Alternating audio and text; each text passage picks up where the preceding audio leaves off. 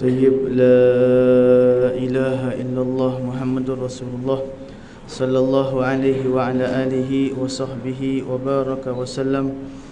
بسم الله الرحمن الرحيم. الحمد لله رب العالمين وبه نستعين على أمور الدنيا والدين والصلاة والسلام على أشرف الأنبياء والمرسلين سيدنا وحبيبنا وشفيعنا وقرة أعيننا رسول الكريم الأمين وعلى آله وصحبه ومن تبعهم بإحسان إلى يوم الدين.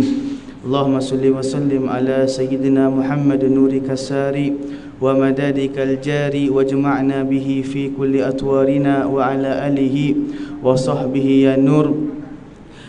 Amma ba'du. Assalamualaikum warahmatullahi ta'ala wabarakatuh. Alhamdulillah, segala puji kita merafakkan setinggi-tingginya kepada Allah Subhanahu wa ta'ala atas segala nikmat yang Allah curahkan kepada kita, atas segala nikmat yang Allah memberikan kepada kita, atas segala nikmat yang Allah anugerahkan kepada kita. Moga-moga kita tergolong daripada golongan orang-orang yang mengikat nikmat tersebut dengan bersyukur kepada Allah Subhanahu wa ta'ala, insya-Allah. Dan antara nikmat yang Allah Subhanahu wa ta'ala memberikan kepada kita adalah kita ini masih lagi diberikan peluang untuk kita bersama-sama hidup, untuk kita ini masih lagi bernafas di buminya Allah Subhanahu wa ta'ala. Moga-moga Allah Subhanahu wa ta'ala memanjangkan usia kita, insya-Allah, dengan keberkatan, dengan kebaikan, sehingga kita mampu untuk bertemu dengan bulan mulia, bulan Ramadan. Amin Allahumma amin. Para ulama apabila berada pada pengakhiran Sya'ban, mereka akan berdoa, Allahumma barik lana fi ma baqiya min Sya'ban wa ballighna Ramadan. Moga-moga Allah memberkati yang tersisa daripada Sya'ban ini, dan moga-moga Allah sampaikan kita kepada Ramadan, insya-Allah. Hadirin hadirat yang saya hormati sekalian, Allah Subhanahu wa ta'ala secara sunnatullah, secara kehendaknya Allah, sistem yang Allah Subhanahu wa ta'ala letak, Allah Subhanahu wa ta'ala memuliakan suatu perkara melebihi daripada yang lain. Allah Subhanahu wa ta'ala secara sunnatullah telah memuliakan beberapa tempat daripada tempat yang lain. Sabda Nabi sallallahu alaihi wa ala alihi wasallam daripada hadis Jabir bin Abdullah, diriwayatkan Imam Ahmad dengan hadis yang sahih, salatu fi masjidi hadza afdalu min alfi salah fi ma siwa. Solat yang dilakukan di masjid aku, kata Nabi sallallahu alaihi wa ala alihi wasallam, lebih baik 1000 kanda solat daripada anda solat di tempat lain.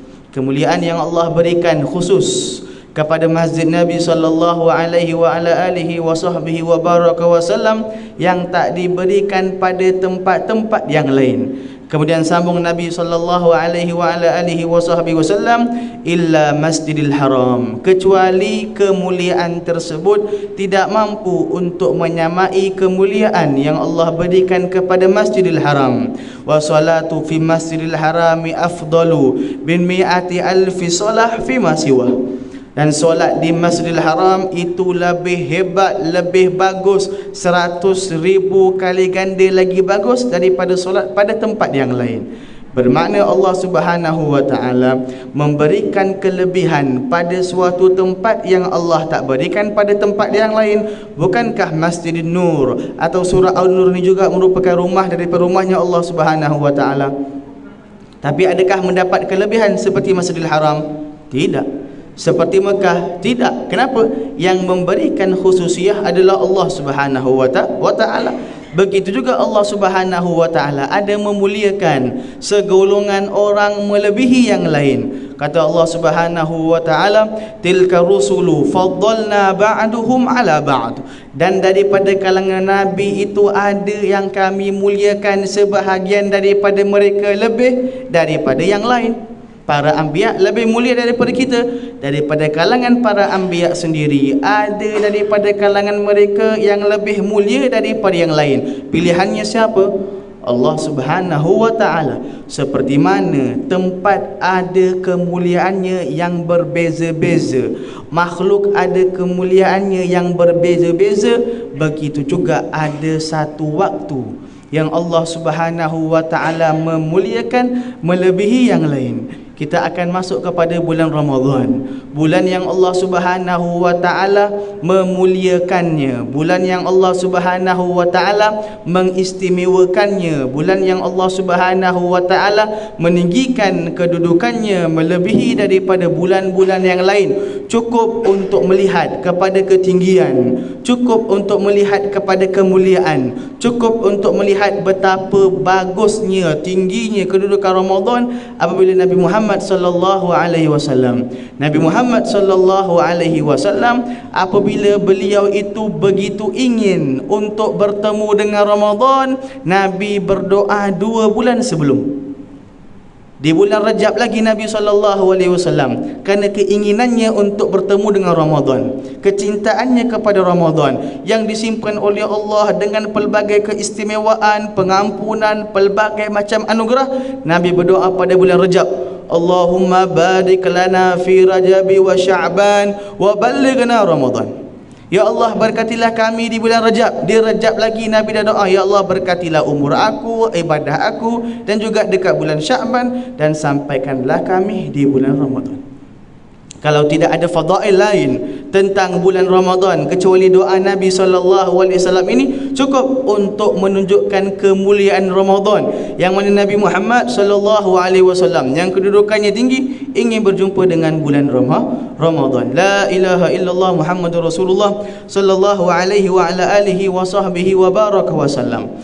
Akan tiba kepada kita satu bulan yang mana bulan itu Allah Subhanahu wa ta'ala seolah-olah mencurahkan segala kerahmatannya, seolah-olah Allah Subhanahu wa ta'ala membuka segala sifat pemurahnya. Sehingga kan dalam hadis Nabi Muhammad sallallahu alaihi wa ala alihi wasallam bersabda, kullu amal bani adam lahu hasanah bi asyri amsalha ila 700 dha'af. Semua amalan anak Adam akan diberi pahala oleh Allah Subhanahu wa ta'ala daripada 10 sampai 700 kali ganda pahala. Semua ada pahala yang khusus, illa shaum, kecuali puasa. Tidak ada pahala yang khusus. Fa illa siyam fa innahu li wa ana ajzi bih. Sesungguhnya puasa itu dilakukan kerana aku, kata Allah Subhanahu wa ta'ala. Kerana orang meninggalkan segala kenikmatan semata-mata ingin menurut kepada perintah aku, ingin menjadi hamba aku yang taat kepada perintah aku sendiri yang akan memberikan ganjaran kepadanya. Hadirin hadirat, kalaulah hari ini kita meminta bantuan contoh kepada orang yang kedudukannya ada kedudukan di sisi masyarakat, agak-agak berapa kita dapat? Dan kalau kita meminta kepada agung contohnya, agak-agak berapa kita akan dapat? Pemberian akan bergantung kepada siapa yang memberi. Ini Allah Subhanahu wa ta'ala, pemilik perbendarahan dunia ini, memiliki segala macam kehebatan, memiliki segala benda, Allah yang penciptanya. Allah mengatakan wa ana ajzi bih, saya yang akan membalas pahala puasa. Agak-agak berapa banyak? Kata ulama, kenapa begitu? Kerana puasa ini merupakan intipatinya adalah kesabaran. Intipatinya apa dia? Kesabaran. Dan Allah berfirman, innama yuwaffas sabiruna ajrahum bighairi hisab. Sesungguhnya kami akan membalas ganjaran orang-orang yang sabar tanpa hisab, tanpa ada batasannya. Ini antara sebab kenapa Rasulullah sallallahu alaihi wa ala alihi wa sahbihi wa baraka wasallam sangat tertunggu-tunggu untuk berjumpa dengan Ramadan. Pertama adalah kerana keberkatan, ketinggian nilainya yang Allah Subhanahu wa taala letakkan di bulan Ramadan. Hadirin hadirat yang saya hormati sekalian, dulu pada zaman tabi'in, setelah Rasulullah sallallahu alaihi wasallam, zaman sahabat. Sahabat ini orang-orang yang pernah berjumpa dengan Nabi, beriman dengan Nabi, dan meninggal dalam keadaan beriman. Ini sahabat.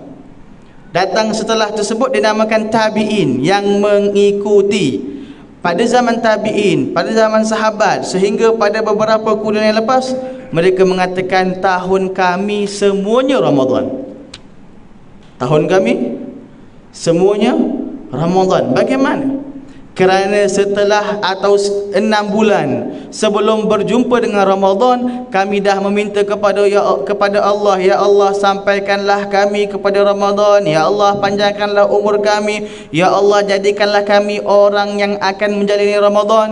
Bila dah sampai Ramadan, dah keluar daripada Ramadan, 6 bulan kami akan meratapi, kami akan berdoa, kami akan menangis, ya Allah terimalah akan segala amalan yang kami lakukan di bulan Ramadan. Kesemua 6 bulan pertama menunggu Ramadan. Setelah 6 bulan seterusnya mengimpikan agar ibadah di Ramadan dikabulkan, seolah-olah himamuhum, tujuan mereka, apa yang mereka kehendaki adalah Ramadan sahaja. Kerana itu datang dalam asar Nabi SAW bersabda, atau dalam asar yang lain atau mauquf mengatakan bahawasanya, lau alima ummati, kalaulah umat aku tahu apa yang Allah Subhanahu wa taala anugerahkan di Ramadan, apa yang Allah simpankan di Ramadan, apa yang Allah Subhanahu wa taala berikan di Ramadan, latamannau, mereka akan menyangka atau menginginkan untuk sepanjang tahun mereka itu adalah Ramadan. Luar biasa yang Allah Subhanahu wa taala simpankan buat kita di bulan Ramadan. Pahalanya berganda, ibadah sunatnya seperti ibadah fardu, ibadah fardunya seperti 70 kali ganda pahala. Falhasil, Nabi SAW dalam beberapa hadis riwayat Ibnu Khuzaimah memberi khutbah kepada para sahabat, mengajak mereka, memberitahu kita akan bertemu dengan bulan mulia, bulan Ramadan, yang mana Allah akan mencurahkan. Nabi SAW sangat menggalakkan para sahabat untuk mempersiapkan diri mereka sebelum mereka bertemu dengan Ramadan. Soalannya, macam mana kita nak masuk dengan Ramadan? Kalau kita banyak dengar ceramah, kebanyakannya akan mengajak kepada kita untuk kita memperbanyak ibadah di luar Ramadan, supaya kita dekat Ramadan akan turut beribadah sama. Betul? Ini satu benda yang bagus, untuk kita memperbanyakkan ibadah di luar Ramadan sebagai pemanas enjin buat kita untuk kita beribadah dekat Ramadan. Dan ia perlu untuk kita tidak terkejut nak masuk Ramadan baru nak baca 1 juzuk, memang tak mampu sebab tak dilatih daripada sebelumnya.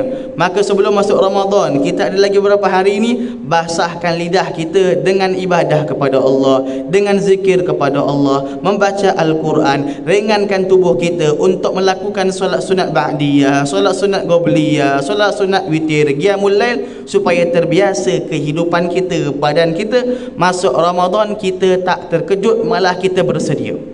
Ini satu bahagian yang penting. Ada satu bahagian yang lagi penting, iaitu bagaimana kita mengetahui hukum hakam tentang Ramadan. Kerana apabila kita melakukan satu ibadah yang tak didasari dengan ilmu, maka ibadah kita tersebut akan lebih banyak kerosakan daripada yang betul. Kerana itu antara perkara yang perlu untuk diperhebatkan sebelum masuk kepada Ramadan dengan mengajarkan hukum hakam berkenaan dengan puasa, untuk mengajarkan apa yang perlu untuk dibuat dekat puasa, apa yang membatalkan puasa dan sebagainya.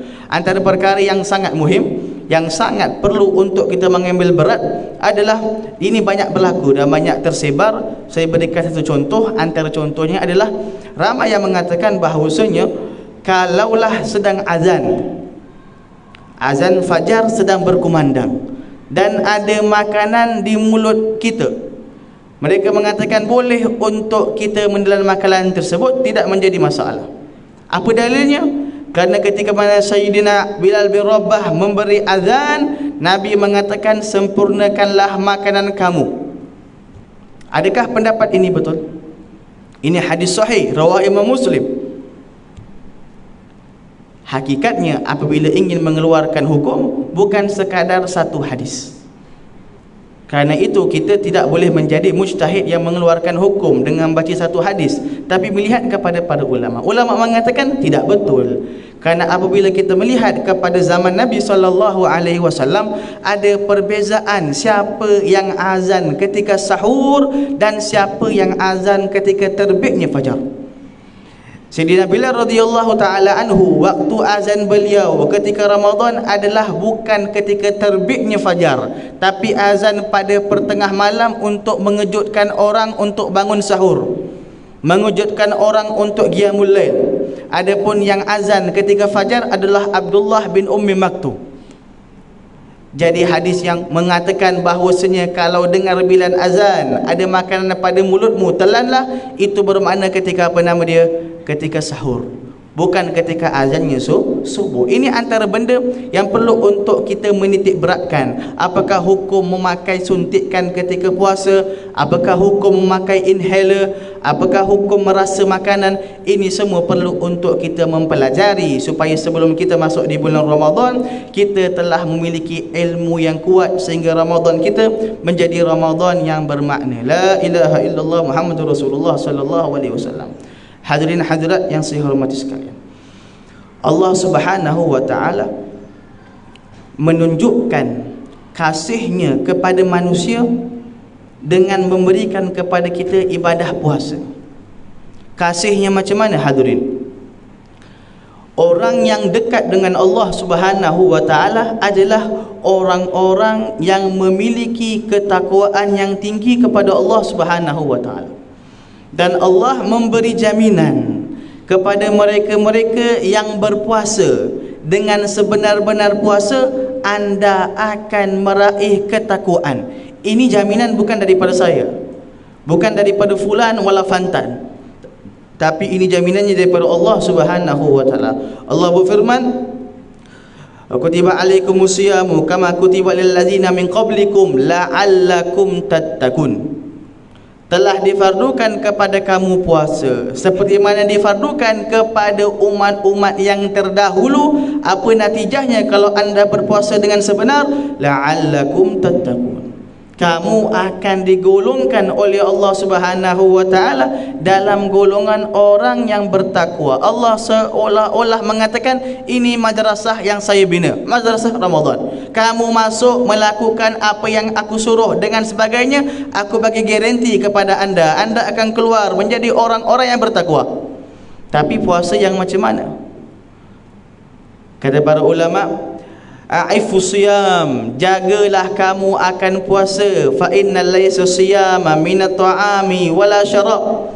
Kerana berpuasa itu bukan sekadar menahan daripada makanan atau daripada minuman. Innamas siyamu 'anil ma'asi. Sesungguhnya berpuasa itu kita apabila menjaga anggota badan kita daripada melakukan kemaksiatan kepada Allah Subhanahu wa taala. Nabi bersabda, kam min siyami laisa lahu min siyamihi illa al-ju' wal atash. Berapa ramai daripada orang yang berpuasa tidak ada pahala daripada puasanya, tidak ada manfaat daripada puasanya, tidak ada faedah daripada puasanya, kecuali dia sekadar mendapat kelaparan dan mendapat dahaga. Faqat. Apa sebab? Dia tidak puasa dengan sebenar-benar puasa. Dia tidak puasa dengan makna yang dikehendaki oleh Allah Subhanahu wa taala. Bukankah dalam hadis kita dalam mazhab Syafi'i, antara perkara yang membatalkan puasa terbahagi kepada dua. Ada perkara yang membatalkan pahala puasa. Ya, puasa kita sah, puasa kita diterima, tak perlu untuk menggantikan. Akan tapi pahala kita tidak ada. Ada gunakah puasa seperti ini? Kita berpuasa untuk apa? Adakah sekadar menahan lapar atau dahaga? Tidak. Untuk mendapat pahala dekat dengan Allah Subhanahu wa taala. Tapi apabila kita tergolong daripada golongan seperti ini, puasa kita hanya tinggal gambaran sahaja. Puasa kita hanya tinggal rupa sahaja, tapi faedah daripada puasa tidak ada. Siapakah mereka? Kata Nabi SAW dalam hadis yang dhaif, khamsun yufattirna shaim. 5 perkara yang akan membatalkan pahala puasa. Al-awwal al-ghibah. Pertama sekali adalah ghibah. Oh, ghibah ni subhanallah sangat berleluasa. Apa dia ghibah? Gosip. Nabi kata ghibah itu zikra akhaka muslim bima yukrah wa in kunta sadiqan. Anda menyebutkan akan suatu perkara yang tak disukai oleh teman saudara Islammu walaupun anda berkata benar. Tu ghibah. Contoh, kita ada kawan yang kening dia sengit sikit macam ni. Kita doa dia, oh kening sengit. Benda tu ada ke tidak ada? Ada pada dia. Betul tidak betul? Betul. Tapi dia suka atau tidak? Dia tak suka. Benda tu jadi apa dia? Ghibah. Berdosa? Berdosa. Berdosa. Itu yang pertama kata Nabi, al-ghibah. Yang kedua apa dia? An-namimah. Apa dia namimah? Mengadu domba, menjadi penyebab kepada permusuhan kepada dua orang. Ini namanya namimah. Ini orang yang namimah di bulan Ramadan, orang yang ghibah di bulan Ramadan, mereka tidak akan mendapat pahala puasa mereka lenyap. Yang ketiga siapa? Al-kidhb. Orang yang berbohong. Allah.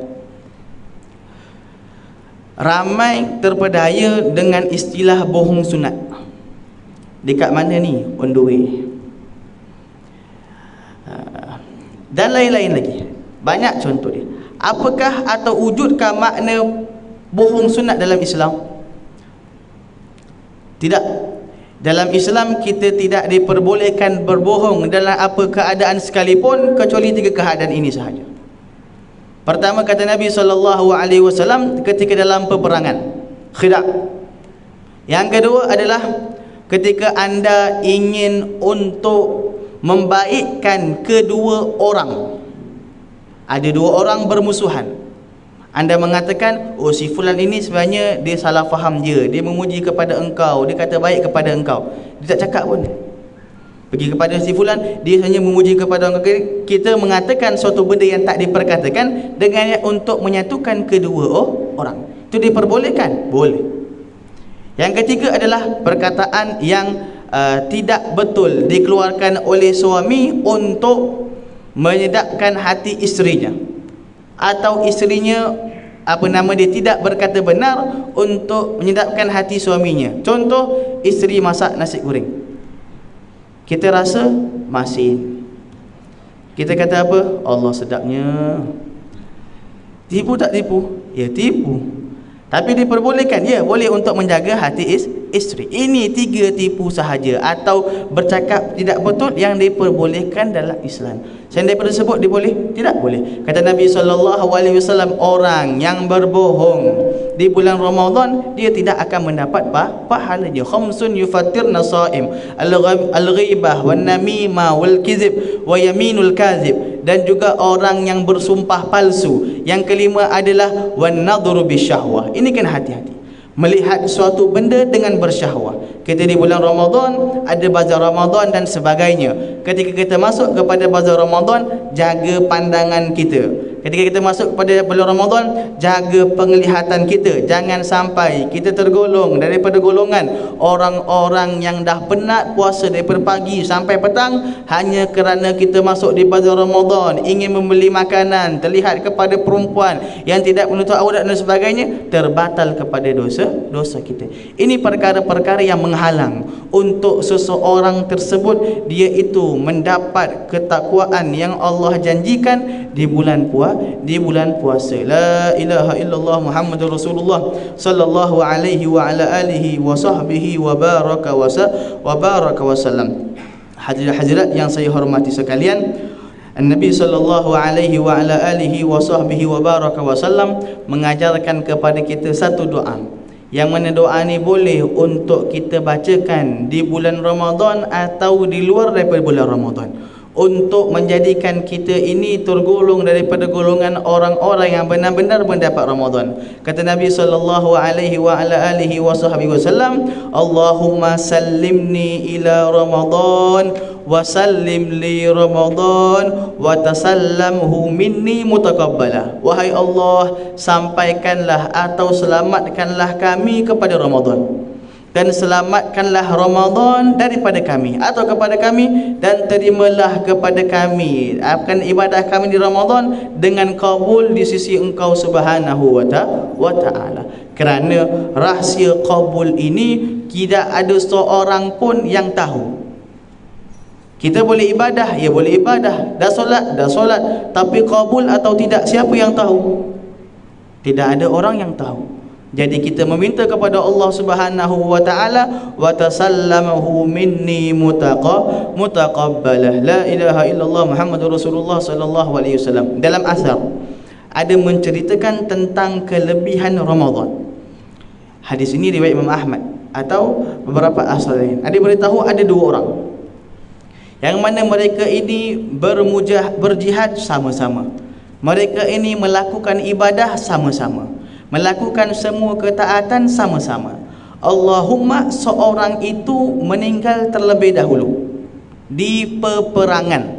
Ketika berjihad fisabilillah, dia meninggal. Kemudian setahun yang seterusnya, teman dia itu meninggal di atas tilam. Bermakna meninggal seperti biasa, orang biasa, bukan fisabilillah. Orang meninggal syuhada, kedudukannya tinggi. Ini meninggal kedudukannya meninggal seperti biasa, bukan seperti orang syahid. Setelah dia meninggal, ada seorang daripada sahabat bermimpi bahawasanya orang yang kedua tersebut kedudukannya di sisi Allah lebih tinggi daripada yang pertama. Maka dia agak muskil, ya Rasulullah, berjumpa Rasulullah, ya Rasulullah, dua orang yang kita kenal bersama-sama melakukan kebaikan, Allahumma seorang meninggal awal dan meninggal pada kedudukan tempat yang mulia fisabilillah, yang kedua meninggal di atas tilamnya sahaja. Kenapa yang kedua kedudukannya lagi tinggi yang berbanding yang pertama? Kata Nabi sallallahu alaihi wa ala alihi wa sahbihi wa baraka wasallam, bukankah orang tersebut telah banyak solat daripada yang pertama tadi? Bukankah yang kedua tersebut telah lebih banyak berzikir daripada yang pertama tadi? Bukankah yang kedua tersebut telah berjumpa dengan Ramadan lebih berbanding yang pertama tadi? Jadi kedudukan orang yang berjumpa dengan Ramadan, bila mana beribadah pada dalamnya, mengambil manfaat yang Allah berikan, kedudukannya akan lebih hebat, lebih tinggi. Biarpun dia mungkin tak meninggal fisabilillah, tapi kerana dia itu menggunakan nikmat yang Allah berikan dekat Ramadan, kedudukannya sangat luar biasa di sisinya Allah Subhanahu wa ta'ala. Kata para ulama, man rahima fi Ramadan fahuwa marhum. Orang-orang yang dia itu dirahmati oleh Allah Subhanahu wa ta'ala di bulan Ramadan, maka dia akan tergolong daripada golongan orang yang dirahmati sepanjang hidup dia. Man hurima fi Ramadan. Adapun orang yang dia itu dimahrumkan, dijauhkan daripada kebaikan, jauh daripada ketaatan di Ramadan, fahuwa marhum, maka dia akan apa, dia menjadi orang yang jauh daripada kebaikan sampai bila-bila. Kerana itu dalam satu hadis Nabi sallallahu alaihi wa ala alihi wasallam, hadis yang masyhur, naik atas mimbar. Naik atas mimbar pertama, Nabi mengatakan amin. Sahabat pelik, ya Rasulullah, ini pertama kali buat begini. Naik atas tangga kedua, mengatakan amin. Naik atas tangga yang ketiga, Nabi mengatakan amin. Dulu mimbar Nabi SAW hanya ada 3 tangga sahaja. Jadi ketika Nabi SAW meninggal, Sayyidina Abu Bakar Siddiq kerana nak menghormati kepada Nabi, beliau akan berkhutbah pada tangga yang kedua.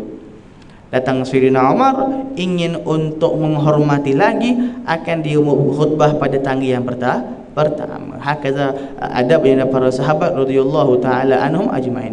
Jadi para sahabat setelah habis khutbah bertanya, ya Rasulullah, hari ini kami mendengar daripada kamu suatu perkara yang pelik, tak pernah kami dengar sebelum ni, iaitu setiap kali kamu naik atas tangga kamu mengatakan amin, atas tangga kamu mengatakan amin, atas tangga kamu mengatakan amin. Apa Rasulullah? Dia mengatakan, ketika aku naik tangga yang pertama, datang Jibril. Jibril mengatakan, wahai Rasulullah, sesungguhnya orang-orang yang memiliki kedua ibu bapa yang berumur dan dia tidak masuk ke dalam syurga, maka orang ni jauh daripada rahmat Allah. Katakanlah amin. Yang mendoakan siapa? Jibril. Yang mengaminkan siapa? Rasulullah sallallahu alaihi wasallam. Sebaik-baik pendoa, sebaik-baik yang mengaminkan. Bermakna orang yang ada ibu bapa yang tua, yang dia boleh berkhidmat, yang redha Allah fi ridhal walidain, redha Allah pada redha ibu bapa, namun dia tak mampu masuk syurga. Bermakna apa? Dia tidak berkhidmat kepada ibu bapa dia, tidak menjaga dengan baik-baiknya. Maka orang seperti ini, kata Nabi, kata malaikat Jibril, jauh daripada rahmat Allah. Nabi pun mengaminkan. Naik tangga kedua, datang Jibril mengatakan, ya Rasulullah, man shalla alaika salatan, barang siapa yang disebutkan man zukirta indahu falam yusalli alai fahuwa ab'adu minallah, orang yang dia tu disebutkan akan nama engkau dalam majlis, dia tidak berselawat kepada engkau, maka orang tu jauh daripada Allah Subhanahu wa taala.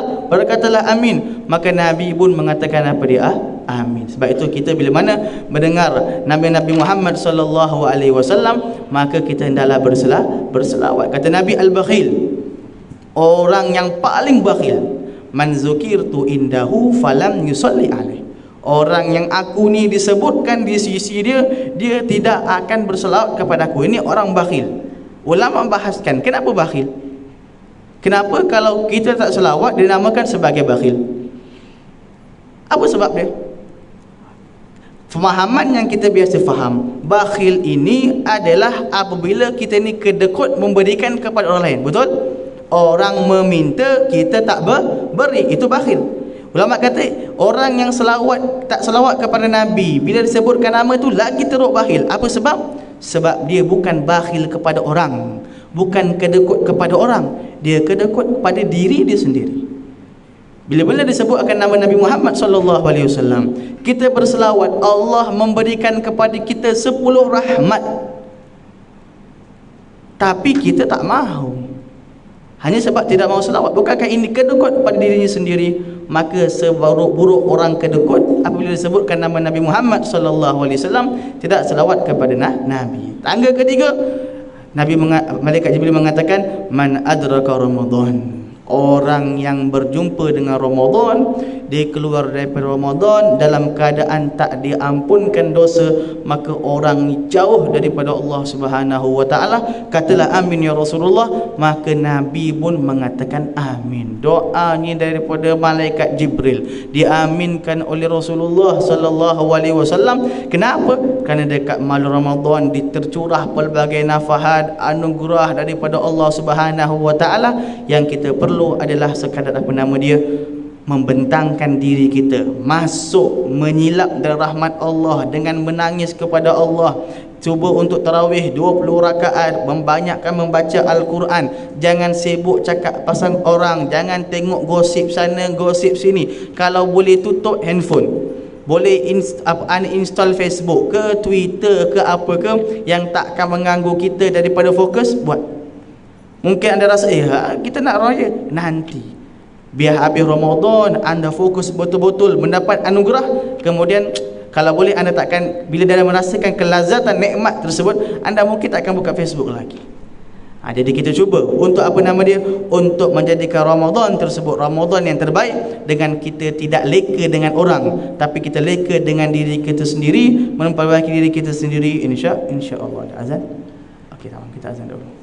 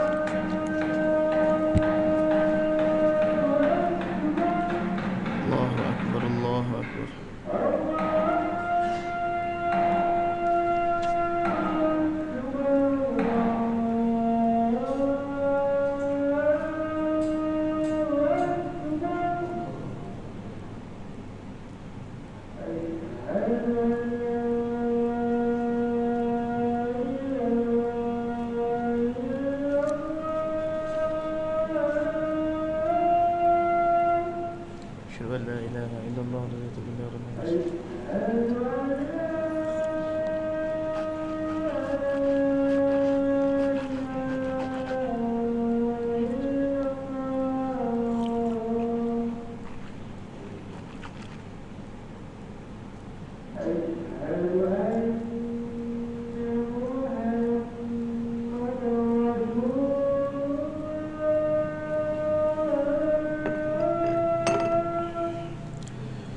anna Muhammadar Rasulullah. Marhaban bihi.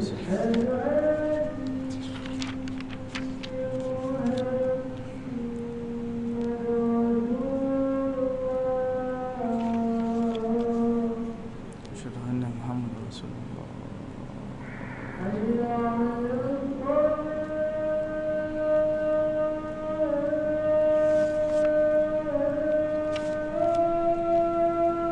La haula wala quwwata illa billahil aliyyil azim.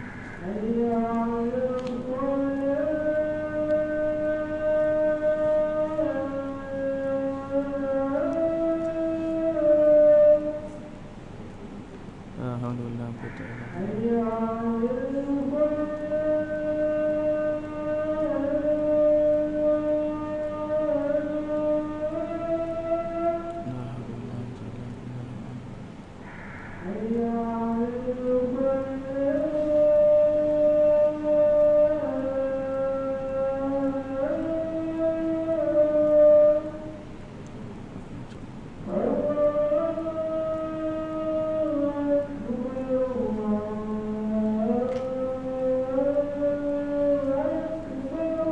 Allahu akbar Allah.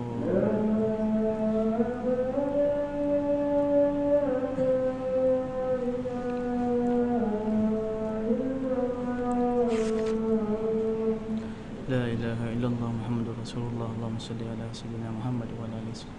Allahumma rabb hadhihi da'wati tammah was salatu qa'imah ati sayyidina Muhammad wasilah wal fadilah wa syuhada rafi'a wa salamam.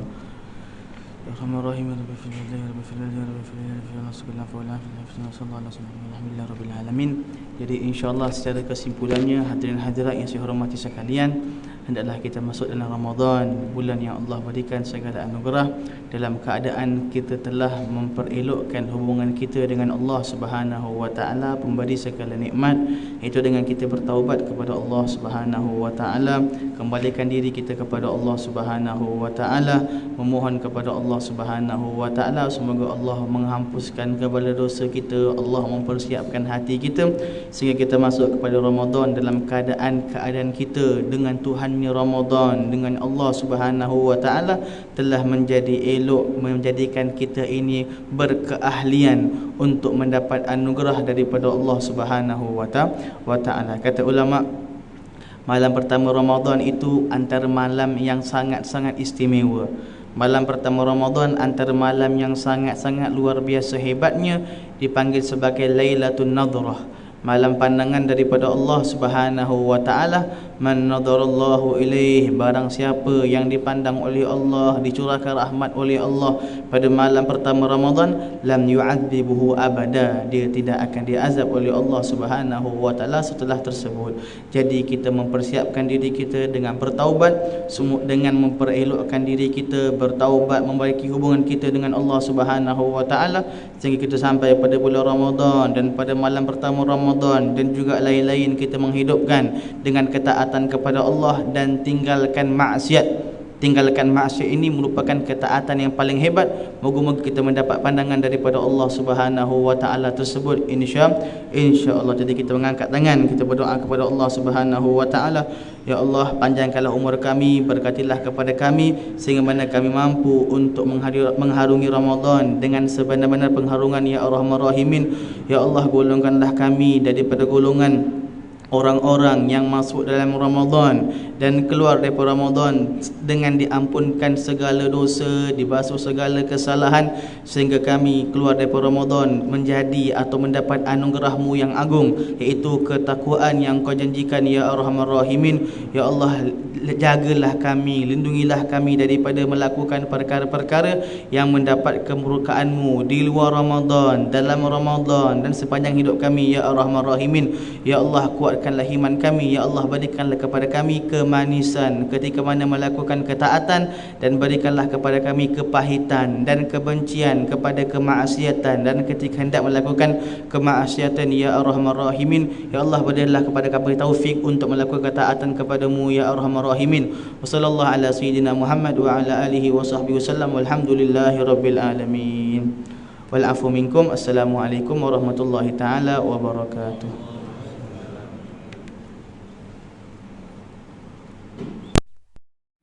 Phone banyak sikit.